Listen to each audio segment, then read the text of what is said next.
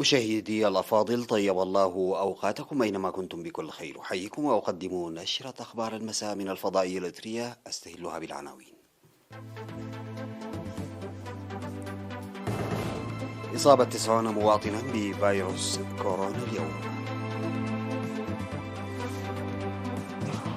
اختتام ورشة عمل الموروثات الثقافية في الإقليم الأوسط. تنظيم انتخابات إدارات الضواحي ولجان القرى في الإقليم الجنوبي. أوميكرون يمثل 98% من الحالات الإيجابية بكورونا في أمريكا. هجوم إلكتروني واسع النطاق على مواقع حكومية بأوكرانيا. زلزال بقوة 6.7 درجات يضرب قبال السواحل الجاوة الإندونيسية. السلام عليكم ورحمة الله. أعلنت وزارة الصحة بأن الفحوصات المخبرية التي أجريت اليوم في مراكز العزل والفحص في أقاليم الأوسط والجنوب وشمال البحر الأحمر والقاش بركة أظهرت إصابة 90 مواطنا بفيروس كورونا، وظهرت 67 من الإصابات في الإقليم الأوسط، 1 منها في مركز العزل و66 في مراكز الفحص، وهي في آخرية وقجرت وقحوتة وقدايف وميتمناي وأربعة اسمرة وسنبل وبيت مخا وبشاول وقشت، ومصابون قادمون من صورونة وسجنيتي ودكمحري ومندفرة وصنعفي وعد قيح وعد خالة وقندع ونفاسيت وأوغارو. 16 من الإصابات في الإقليم الجنوبي، 3 في مركز العزل في مندفرة، و4 في مركز الفحص في مندفرة، و5 في دباروة، و3 في ميمنه، و1 في عد قيح في الإقليم الجنوبي، و6 في مصوع بإقليم شمال البحر الأحمر، و1 في أغردات بإقليم القاشبركة. في غضون ذلك شفي 32 مريضا، 26 من الإقليم الأوسط و6 من إقليم شمال البحر الأحمر. بهذا بلغ عدد المصابين بفيروس كورونا في البلاد حتى الآن 8845، شفي منهم 8196، وتوفي 85 مريضا، فيما لا يزال 564 يتلقون العلاج في المستشفيات. وزارة الصحة 14 من يناير 2022.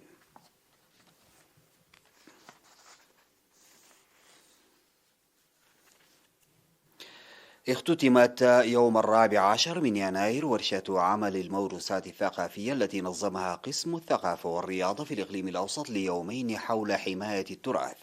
وقدمت في الورشة أوراق عمل حول الثقافة وأهميتها والحفاظ عليها، والموروثات الثقافية غير المادية والحفاظ عليها، ومعاهدة منظمة التربية والعلوم والثقافة اليونسكو لعام 2003 وتطبيقها في إريتريا، ودور الشعر الشفهي للتجري في المجتمع، ووثائق التراث الإريتري والتراث العالمي لأسمرة، وإدارة وقيادة الموروثات الثقافية وأهمية الثقافة المؤسسة. وأشار الباحث في التراث والمجتمع السيد سلمون صهيه في ورقة الموروثات الثقافية غير المادية إلى أهميتها، وقال إن المرحلة تتطلب تنفيذ منظم وعبر دراسة لبرنامج التراث والحفاظ عليه ونقله للأجيال. من جانبه أوضح الدكتور تسقاي مدين من مفوضية الثقافة والرياضة في ورقة العمل بعنوان الموروثات الثقافية المادية وحمايتها، أوضح أهمية التاريخ والتراث وتوريثه، والخيار الذي لدينا كوطن ومجتمع الحفاظ والتوثيق والنقل لجميع موروثاتنا الثقافية. وأكد المشاركون في ورشة العمل على أهميتها وآنيتها. وقال مسؤول الثقافة والرياضة في الإقليم الأوسط السيد اندرياس أسمرون في ختام الورشة إن أوراق عمل قدمت تكون انطلاقة للأعمال البحثية المعمقة.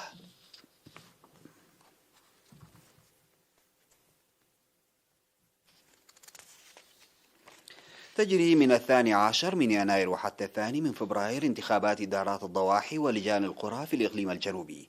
وأوضح حاكم الإقليم الجنوبي السيد هبتاب تسفاسيان القيام بأنشطة توعية لمدة شهر قبل بدء الانتخابات حول التعليمات والإجراءات. وقال إن الانتخابات ستشمل أيضا إلى جانب إدارات الضواحي ولجان القرى انتخاب الناشطين لتحصيل ضريبة المواشي والأراضي. وذكر إن العمل يجري بالتنسيق مع مؤسسات الحكومة والجبهة لتنظيم الانتخابات حسب الجدول الزمني المحدد واتخاذ الخطوات الجادة في الضواحي النائية لمواجهة النقص في التجهيزات التي قد تحدث.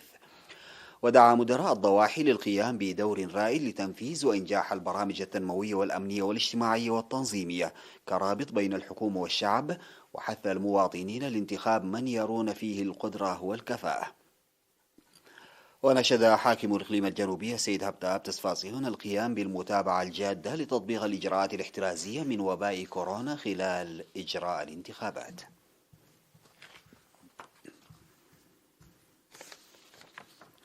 دشن يوم 11 من يناير مشروع مياه دنب سلام في الضاحية الثانية في مديرية عتكليزان بأكثر من 1,000,000 نقفة. أوضح مدير بلدة عتكليزان السيد ماريكوس هيلا سلاسي أن المشروع المنفذ بتعاون قسم الثروة المائية وإدارة إقليم عنسبة والمجتمع تضمن بناء نقطة لتوزيع المياه وأنابيب بطول 1.2 كيلومتر. وأعرب السكان عن ارتياحهم لتنفيذ مشروع المياه الذي يمكنهم من الحصول على المياه الصالحة من أمام منازلهم. وقال مدير مديرية عتكليزان السيد إدريس محمد إن ضمان استمرارية خدمات المشروع وتطويره يتطلب العمل المنسق. وتبعد دنب سلام مسافة 1 كيلومتر من بلدة عتكليزان ويقطنها نحو 400 مواطن.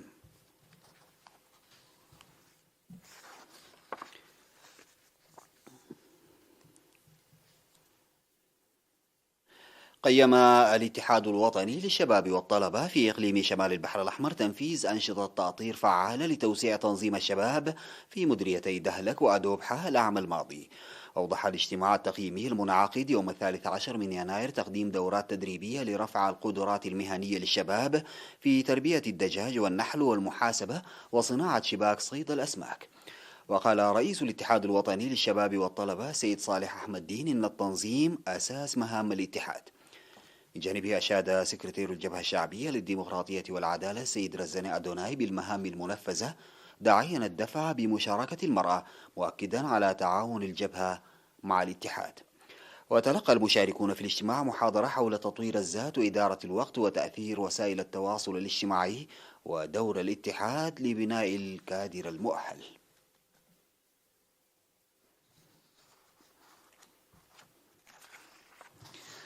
بعد الفاصل سيداتي وسادتي أعود بالأخبار الخارجية.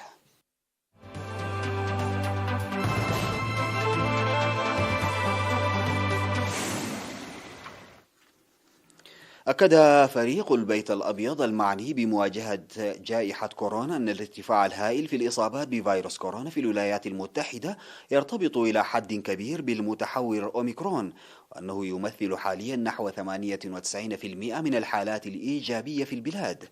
أوضحت مديرة المراكز الأمريكية للسيطرة على الأمراض روشيل والينسكي في تقرير عن مستجدات الوضع الوبائي أن المتوسط اليومي للإصابات للأيام السبعة الماضية ارتفع إلى 751 ألفا بارتفاع بنسبة 47% عن الأسبوع السابق.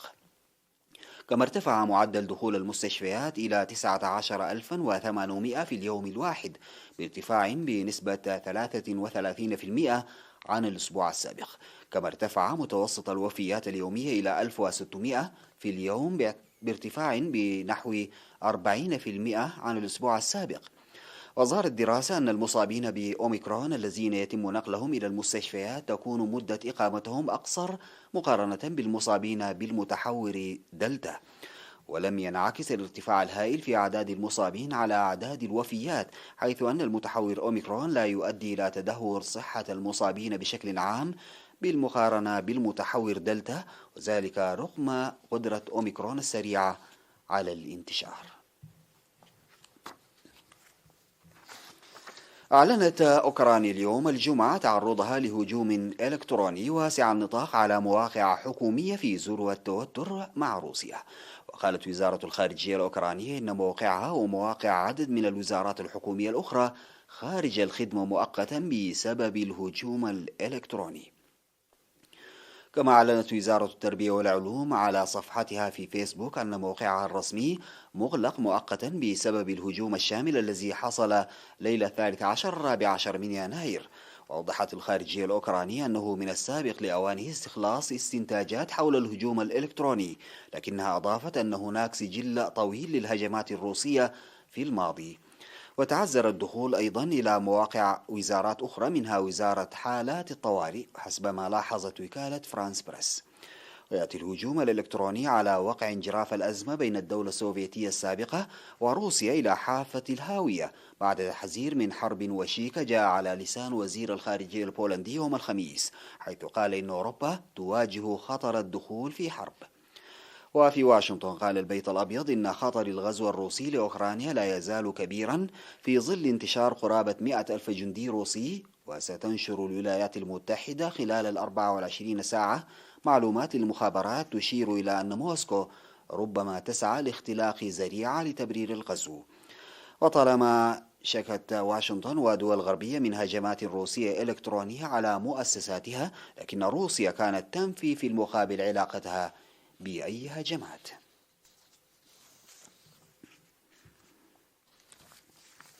هز زلزال قوي اليوم الجمعة العاصمة الإندونيسية جاكرتا وإقليم جاوا الغربية، فيما لا يتوقع أن يتسبب بموجات مد عاتية.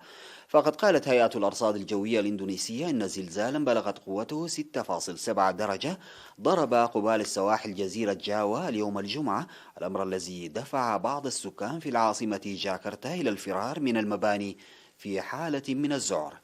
وذكرت الهيئة أن الزلزال وقع على بعد 52 كيلومترا قبالة إقليم بانتين على عمق 10 كيلومترات. وأشارت الهيئة إلى أنه من غير المتوقع أن يتسبب في أمواج مد عاتية أي تسونامي. وشعر السكان في جاكرتا بزلزال بقوة. وقالت المربية آني البالغة من العمر 38 عاما والمقيمة في جاكرتا: كنت خائفة جدا، فجأة وقع زلزال وكان قويا جدا، وفقا لوكالة رويترز. وشعر السكان بزلزال أيضا في إقليم جاوا الغربية وفي لامبونغ بجزيرة سومطرة.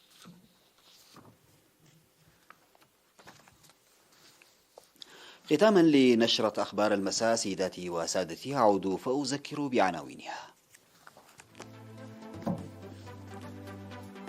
إصابة 90 مواطنا بفيروس كورونا اليوم. اختتام ورشة عمل الموروثات الثقافية في الإقليم الأوسط.